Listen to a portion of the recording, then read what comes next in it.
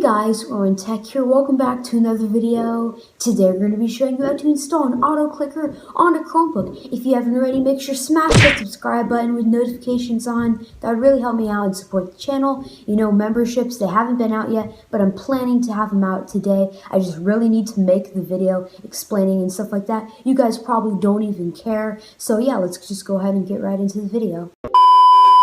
Alright guys, so I'm on my Chromebook. First what you want to do is navigate to the time. Click the settings.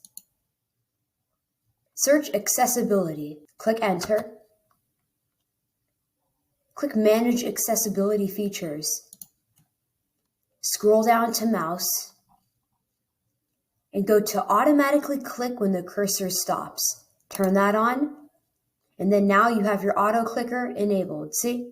It clicks when the cursor stops.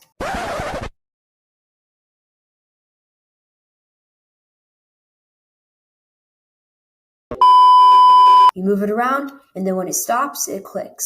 So it's basically an auto clicker. Now enjoy your auto clicker on a Chromebook.